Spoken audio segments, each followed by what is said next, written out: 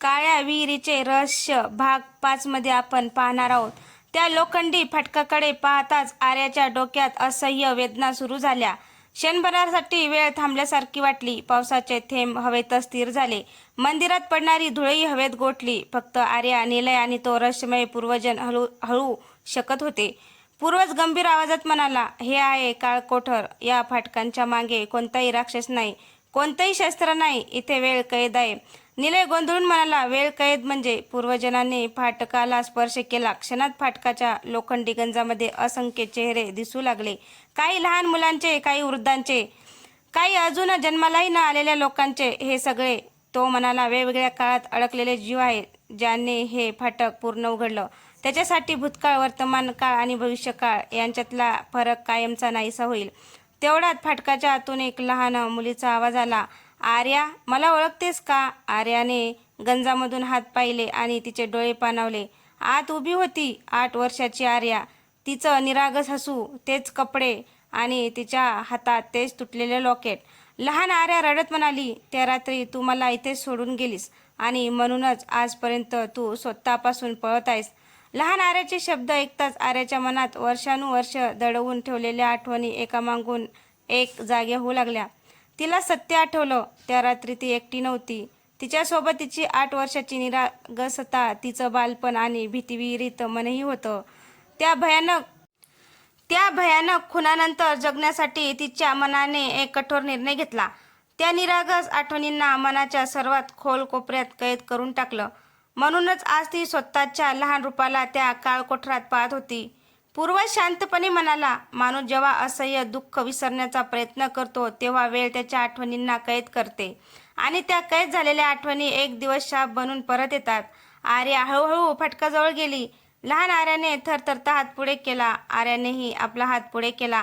दोघांच्या बोटाचा स्पर्श होता. संपूर्ण काळकोठरात प्रचंड प्रकाश पसरला. पण त्या क्षणी मंदिराच्या सर्वात खोल अंधारातून एक भयंकर गर्जना झाली.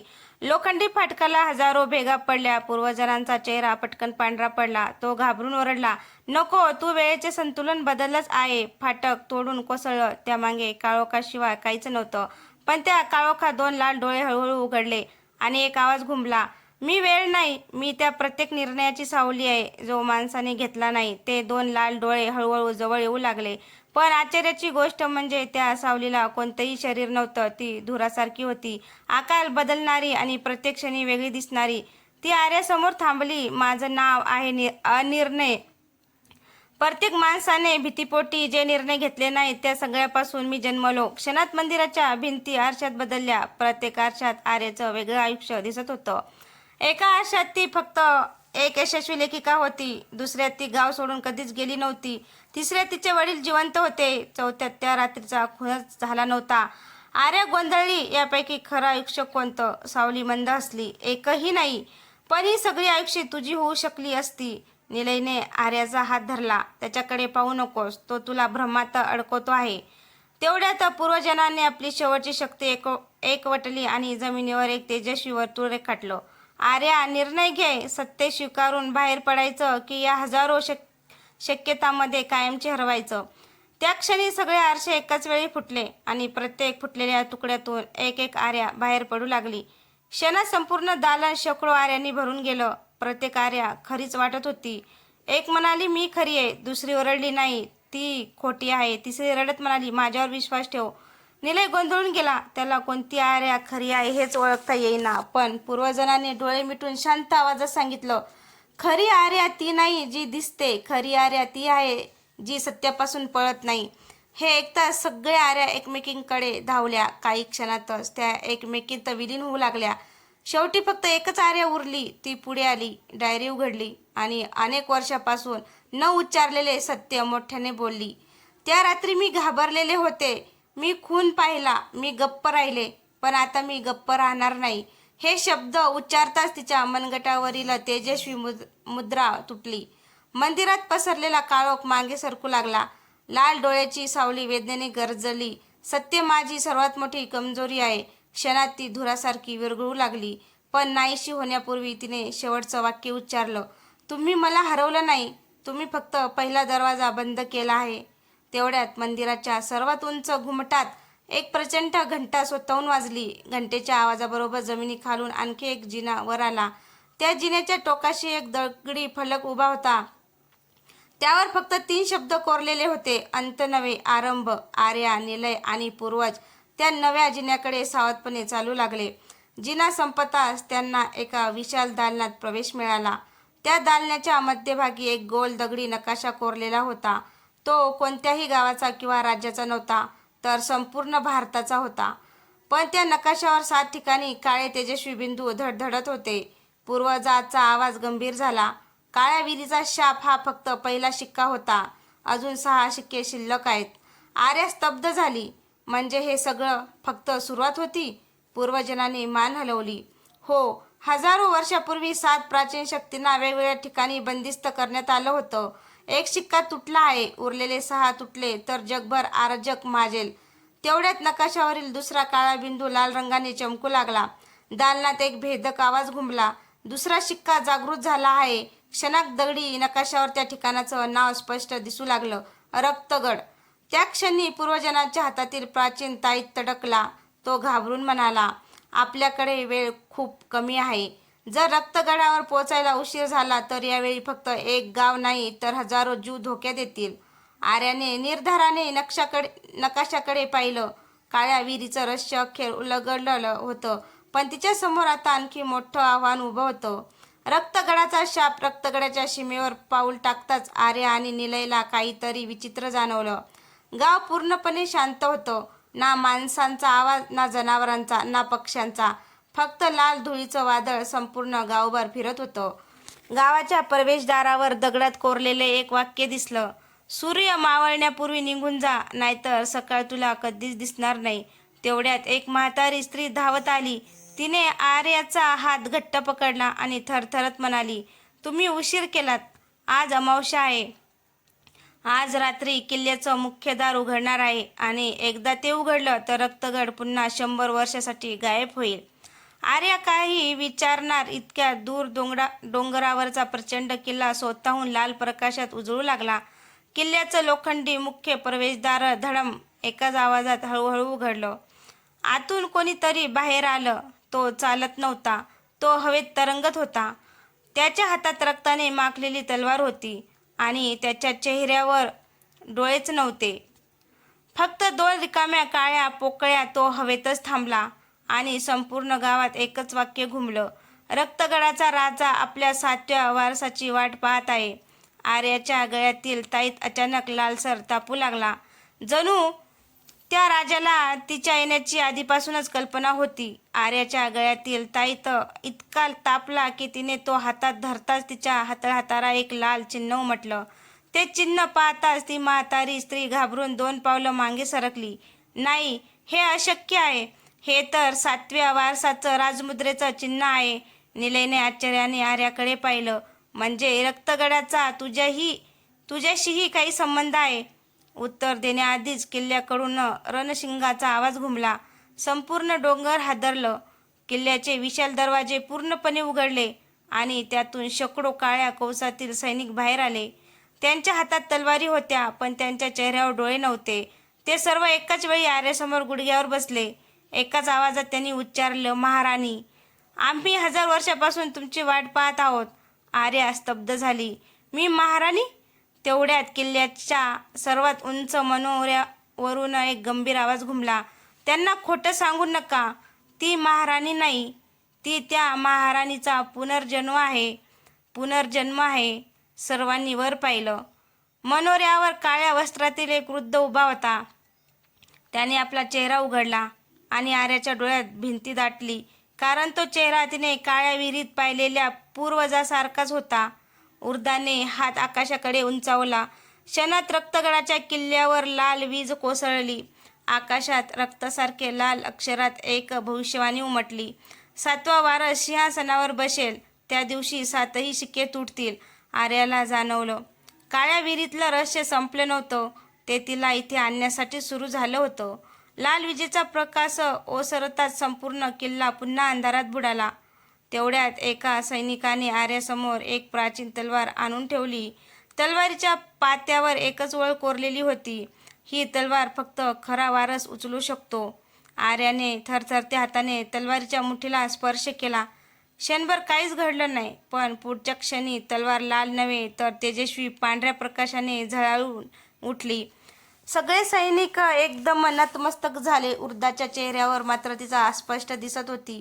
तो हळू आवाजात म्हणाला, भविष्य बदलल. निलयने आश्चर्याने विचारले, याचा अर्थ? वृद्ध म्हणाला, भविष्यवाणीनुसार सिंहासनावर बसणारा वारस अंधाराची निवड करणार होता, पण या तलवारीने प्रकाशाची निवड केली आहे. तेवढ्या सिंहासनाच्या मागची भीत मोठ्या आवाजाने दुभंगली. तिथे एक गुप्त दालन उघडलं. दालनाच्या मध्यभागी 7 दगडी मुकुट ठेवलेले होते. त्यापैकी 6 मुकुट काळे झाले होते, पण 7वा मुकुट अजूनही सोन्यासारखा चमकत होता. आर्या त्याच्याजवळ गेली. ती मुकुटाला स्पर्श करणार इतक्यात दालनात एक अनोळखी आवाज घुमला, स्पर्श करू नकोस. सगळे मागे वळले. दालनाच्या प्रवेशद्वारात एक तरुण उभा होता. त्याच्या हातात धनुष्य होतं आणि डोळ्यात प्रखर निर्धार. तो आर्याकडे पाहून म्हणाला, जर तू हा मुकुट घातलास तर तू रक्तगडाची राणी होशील. क्षणभर थांबून त्याने पुढचं वाक्य उच्चारलं, पण त्या क्षणी तू तुझ्या सर्व आठवणी कायमच्या गमावशील. दालनात क्षणभर मृत शांतता पसरली. आर्याने त्या अनोळखी तरुणाकडे पाहिलं. तू कोण आहेस? तो पुढे आला. त्याने धनुष्य खाली ठेवलं आणि म्हणाला, माझं नाव ईशान आहे. मी रक्तगडाचा शेवटचा रक्षक आहे. वृद्धाने त्याच्याकडे रोषाने पाहिले. तू पुन्हा आलास? ईशान शांतपणे म्हणाला, मी सत्य लपवायला नाही, सांगायला आलो आहे. त्याने 7व्या मुकुटाकडे बोट दाखवलं. हा मुकुट राजसत्ता देत नाही, तो आठवणी घेतो.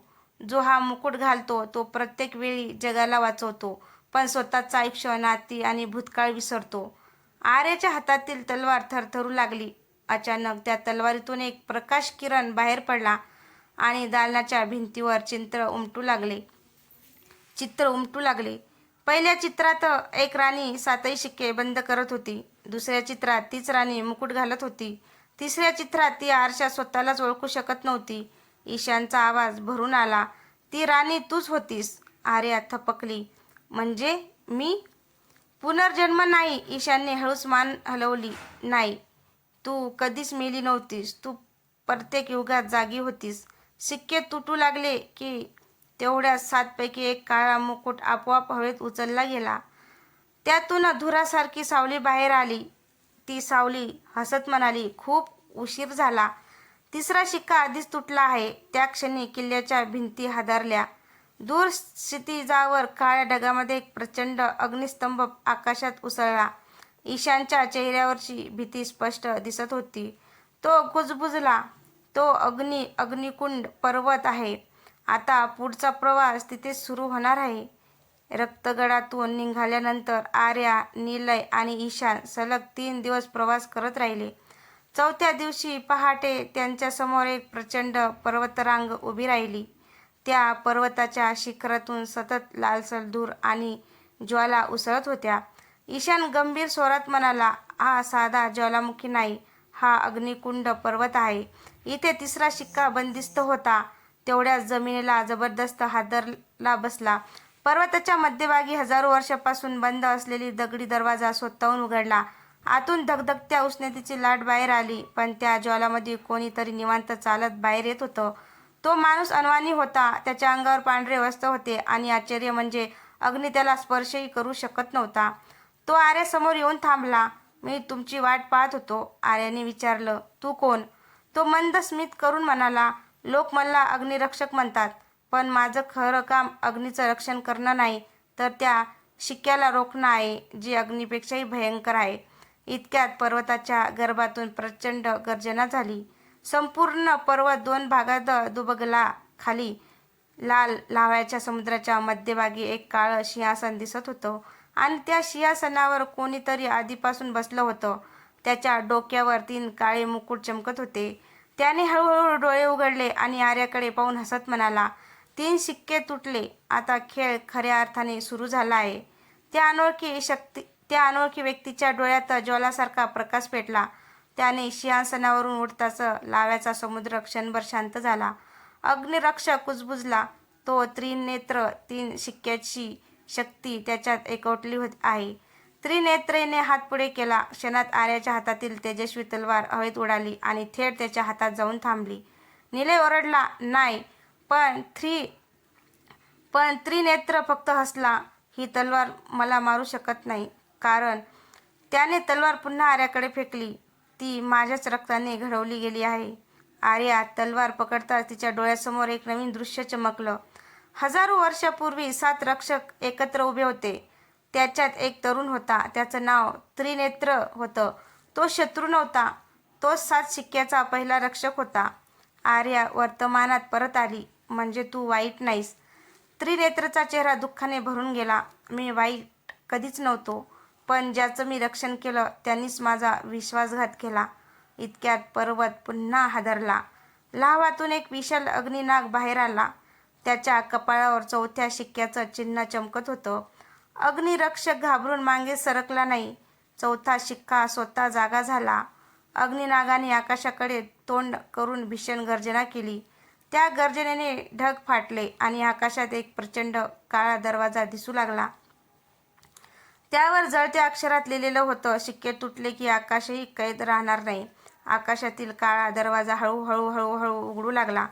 त्यातून प्रकाश नाही तर गडद शांतता खाली उतरू लागली. ती शांतता इतकी भयावह होती की अग्निनागाची गर्जनाही त्यात विरून गेली. आर्या वर पाहतच राहिली. तिला जाणवलं, आकाशात तारे दिसत नव्हते. जणू संपूर्ण आकाशच कोणीतरी पुसून टाकलं होतं. त्रिनेत्र गंभीर स्वरात म्हणाला, तो दरवाजा पृथ्वीचा नाही, तो आकाश लोकाचा शिक्का आहे आणि तो उघडला म्हणजे. त्याचं वाक्य पूर्ण होण्याआधीच दरवाज्यातून 7 तेजस्वी प्रकाश गोळे खाली आले. ते जमिनीवर पडता 7 मानवी आकृत्या तयार झाल्या. त्या सर्वांनी पांढरे वस्त्र परिधान केले होते. त्यांच्या डोळ्यात विचित्र निळा प्रकाश होता. त्यापैकी सर्वात वयस्कर व्यक्ती पुढे आली. त्याने आर्याकडे पाहिलं आणि शांतपणे म्हणाला, आम्ही शत्रू नाही. आम्ही सप्तपाल, हजारो वर्षापूर्वी 7 शिक्के बंद करणारे शेवटचे रक्षक. ईशान आश्चर्याने म्हणाला, पण तुमच्याबद्दल तर फक्त दंतकथा होत्या. त्या वृद्धाने दीर्घ श्वास घेतला. दंतकथा नाही, इशारा. तेवढ्यात त्याने आपला हात पुढे केला. त्याच्या तळहातात एक छोटासा स्फटिक चमकत होता.